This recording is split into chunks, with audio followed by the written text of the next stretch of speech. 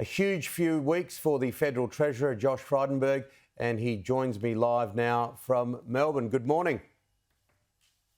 Good morning, Tim. As you say, it's been a pretty tumultuous start to the campaign. Absolutely, and it was pretty tumultuous last night. We saw Liberal candidate for Warringah, Cathie Deves, refuse media at a function last night. What did you think? Oh, well, look, those will be decisions that they take on the ground, but I think the bigger picture is the battle that's playing out between the Coalition and the Labor Party on economic management, because we know that we've got the plan to create 1.3 million new jobs over the next 5 years. We've got the plans to cut taxes, to back small business, to invest more in manufacturing, and we've seen an unemployment rate, despite the biggest economic shock since the Great Depression with COVID, fall to 4%. The equal lowest in 48 years. That's in stark contrast, Tim, to what it was under the Labor Party at 5.7%. And we know that the Labor Party just 3 years ago promised $387 billion of higher taxes, and Anthony Albanese was saying that Labor had a strong mandate for that, and he's shown no economic plan for the future, no plan to create jobs. So that's what the key focus for us is, and no doubt for Australians is going into the ballot box. And we've got time to talk about that focus, but just on Cathie Deves, you were critical of some of the language used by her. Is there a difference between you and the PM on whether she should be running for the Liberal Party? It's been a pretty ordinary start. No, there isn't, but I have been critical of what I considered to be unacceptable, insensitive and inappropriate comments. There is no place for analogies with the Holocaust in the context of modern debate about public policy issues, albeit very legitimate ones about fairness and level playing field in female sport, for example. And we've seen even in my own electorate the fake independent having to make an apology about her previous social media posts in this regard. People have to be a lot more sensitive when invoking the tragedies of the past. Now, you just mentioned it. Your opponent, Monique Ryan, is throwing a huge amount of resources at winning your seat of Kooyong. Are you confident you can hold on? Well, I'm confident that I'm going to continue to work hard, and that I've won the trust of my community and the confidence of my community on 4 previous occasions. But I never take anything for granted. What we do know is that they are fake independents. Why? Because they're acting as a political party. They're being backed by the Labor Party.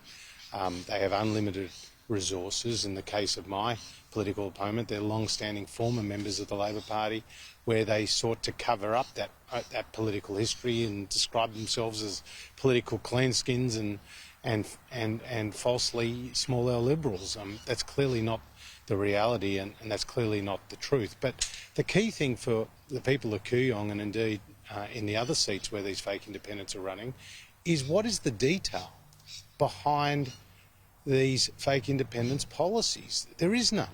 There's no costings, there's no funding, there's no plan to deliver on highfalutin promises.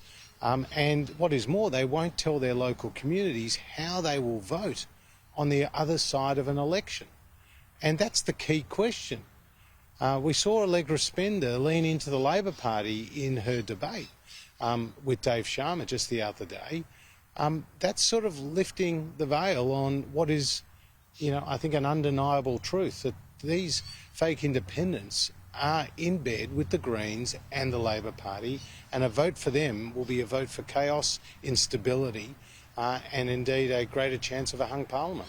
And they are targeting moderates like you, like Dave Sharma. We had Jason Falinski here on the program for our weekly chat earlier, and he said it's dangerous, really dangerous. These were Jason's words, because they're almost buying the hearts and minds of Australians, or trying to.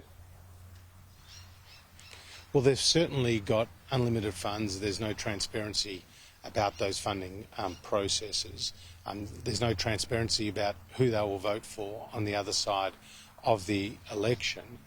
The Greens and the Labor Party are running dead in these seats. You can barely find a sign-in across the electorates for Green and Labor Party candidates. They're non-existent. It's because every Green and Labor supporter is backing the fake independent. But they have no plan for the economy. They have no plans for jobs. They have no plans to keep their communities safe. And what is more, they, in many cases are former members of the Labor Party, something that they've sought to cover up. So people need to understand what really is at stake. You vote for an independent, you are voting for greater instability and chaos and a greater likelihood of a hung parliament, and that's not going to be in anyone's interests. They're made up of much more than just former Labor Party. Rob Balu, and people will know the name, of course, because he's the son of former Liberal Victorian Premier Ted Balu, has written in The Age he's now the volunteer manager of Monique Ryan because he's lost faith in the leadership of the Liberal Party. Now, this is your opposition. Well, his father wrote a very powerful article in the Age just the day prior, his father being a Premier of Victoria, a moderate Liberal, and someone who's strongly backing my campaign. And he made the point, as you've just made the point, that these fake independents are only challenging Liberals, and they're only doing so because they want to grab the balance of power and create a hung parliament, and that I don't think is in anyone's interest. We've seen that movie before, and that movie was during the Labor Party's time when they formed government with Windsor and Oakeshott and the Greens, and it was a very chaotic time and one that I think created broader disillusionment among the Australian population.